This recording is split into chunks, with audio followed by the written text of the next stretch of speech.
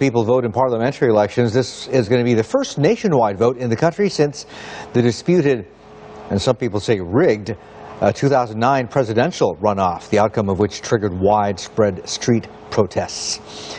For more, let's talk to Christian Whiton. He is principal at DC International Advisory. He joins us live out of Los Angeles. Christian, good to see you and thank you for your time. How would you describe these parliamentary elections? I mean, the opposition is threatening to boycott them, so we're wondering, I mean, you know, what kind of vote is this going to end up being? Some people are saying it's not an election, it's actually an appointment.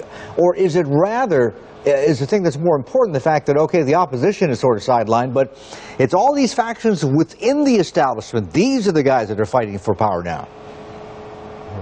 Well, I think with these elections, with most elections in Iran, they are somewhat of a sham. You need the permission of the government to be a candidate. So the people who are on the ballot are very carefully vetted, often, depending on the election, and they're not going to radically change the path of Iran, even if they are elected. But I think the bigger story is that you have a opposition movement in Iran that remains very determined and very clever. And so some talk of boycott. You know, it'll be interesting to see, though, if this turns into an opportunity to show dissent against the regime. With the presidential election you mentioned, of course, that was supposed to also be a sham election between the president and the incumbent president and two opposition candidates who really weren't that different, but it was turned into something entirely different and unexpected. So that will be an interesting thing to watch if this is an opportunity for more turbulence. All right, let's talk about turnout. I mean, with the opposition threatening not to show up, to boycott, telling their people, look, don't even bother to vote.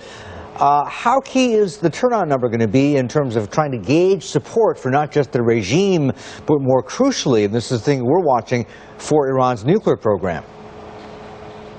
Right. Well, turnout, the key is, if you're in opposition, is if there is a sort of a sham election, is you don't want to give it any sort of validation by showing up to vote. And this is a problem dissidents have around the world, also in places like Venezuela.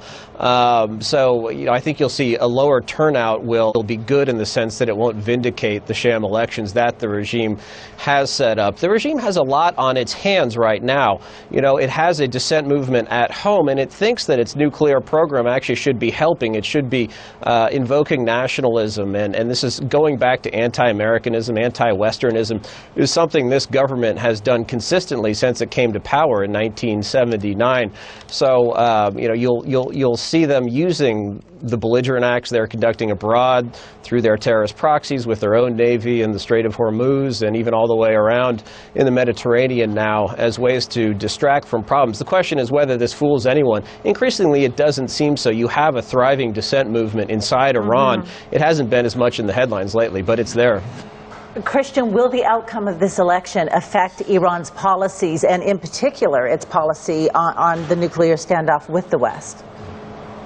No, I don't think it will at all. Unfortunately, you know, what Iran is looking at most closely is the reaction of the United States, just because that is the one military that poses the most significant risk to Iran. Of course, the Israeli military also poses major risk to Iran's nuclear weapons aspirations, and Israel hasn't been shy about, well, at least ruminating in public that it might strike the Iranian program. But, you know, if you look, including at what just happened with North Korea, where the Obama administration clearly wants to negotiate above all else, Iran knows it doesn't have a whole lot to worry about in the near term. Christian, thriving dissent movement in Iran, you said, but is it capable of mounting an Arab Spring type uprising of the types that we have seen last year, or is the state apparatus just so all-encompassing that that won't happen? You know, a year ago I said it was, would have said it's probably a bit premature. You know, every dissent movement is different. But if you look at Syria, I'm actually surprised at the longevity, at the perseverance of that dissent movement against absolute brutal violence, literally a war being waged against it by the regime, and it survived. So the Green movement, I think, can be there, it can thrive. We'll wait and see, and it's impossible to time these things. But the people who know the most about this are the people whose necks are on the line, which is the Iranian regime. And there, I think you'll see a great deal amount of fear on their part. Certainly, they're not willing to take any risks with this election, which is why it basically has been designed as a sham election. Christian, let's get to the crucial question. I know you spent a fair bit of time at State, so I'm wondering whether you have any sort of special insights into this. What do you think the thinking is going on right now there in terms of an Israeli strike? I mean, we've got elections coming up in November. This is something that the president's going to want to distance himself from very much. I mean, how are they playing this? Right. Well, the State Department, you have its own mentality in the Foreign Service, but it's in perfect sync now with the Obama administration.